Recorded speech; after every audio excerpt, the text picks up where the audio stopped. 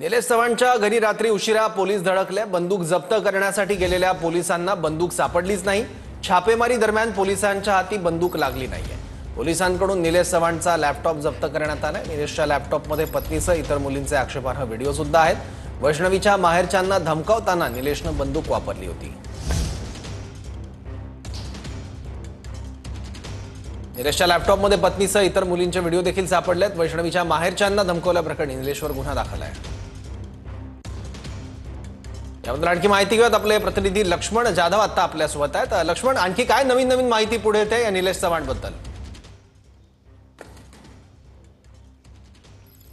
सौरभ, सध्या निलेश चव्हाण कर्वेनगर मधल्या ज्या औदुंबर सोसायटी मधल्या 4थ्या फ्लोअरवर जिथे राहतो त्या घराच्या सध्या समोर आम्ही आहोत आणि आत्ताच थोड्या वेळापूर्वी या ठिकाणी पोलीस आलेले आहेत आणि पोलीस खरं तर त्याच्या घरच्यांची चौकशी करून गेलेले आहेत। सकाळीच खरं तर निलेश चव्हाणचा जो लॅपटॉप आहे किंवा आणखी काही साहित्य आहे ते पोलिसांनी जप्त केलेलं आहे। लॅपटॉपमधून काही माहिती काढण्याचा पोलीस प्रयत्न करत आहेत, मात्र लॅपटॉपला पासवर्ड असल्यामुळे त्यातली अद्यापही माहिती काही त्यांना त्यातली मिळू शकलेली नाही। मात्र पोलीस अद्यापही निलेश चव्हाणच्या मागावरती आहेत। निलेश चव्हाण फरार आहे। सध्या या ठिकाणी नोटीस पण देण्यात आलेली होती। पोलीस पण थोड्या वेळापूर्वी या ठिकाणी गेले आहेत आणि त्यांच्या कुटुंबियांची जी चौकशी आहे ते पोलिसांकडून करण्यात आलेले आहेत।